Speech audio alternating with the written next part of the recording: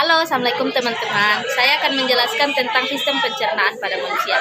Sistem pencernaan pada manusia itu merupakan gabungan dari beberapa organ yang melakukan satu fungsi yang sama, yaitu sistem pencernaan.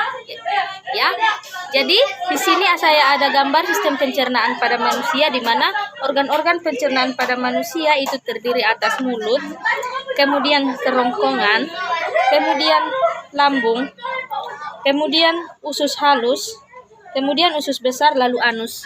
Ya, jadi pada organ yang pertama, organ mulut, di sini terjadi. Sebelumnya saya jelaskan dulu bahwa sistem pencernaan itu, proses pencernaan itu ada dua macam, yaitu proses pencernaan mekanik dan kimiawi. Proses pencernaan kimiawi itu melibatkan enzim, sedangkan sistem pencernaan mekanik tidak melibatkan enzim. Jadi pada mulut itu terjadi proses pencernaan mekanik dan kimiawi. Proses pencernaan kimiawi dilakukan oleh enzim amilase yang berasal dari air ludah kita. Kemudian terjadi juga proses pencernaan mekanik yang dilakukan oleh gigi dan lidah. Kemudian setelah diproses di mulut, dia akan melewati kerongkongan. Pada kerongkongan itu juga terjadi proses pencernaan mekanik yang melibatkan otot-otot tenggorokan, kerongkongan. Kemudian setelah sampai di sini, dia akan masuk ke dalam lambung. Di dalam lambung terjadi proses pencernaan mekanik yang dilakukan oleh dinding lambung. Terjadi juga proses pencernaan kimia yang dilakukan oleh beberapa enzim. Kemudian organ selanjutnya adalah lambung.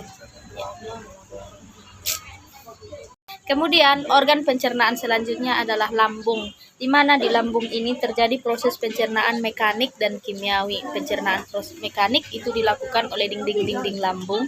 Kemudian pencernaan kimiawi dilakukan oleh enzim-enzim pencernaan, antaranya amilase, renin, dan pepsinogen. Di mana amilase ini berfungsi untuk memecah amilum menjadi glukosa.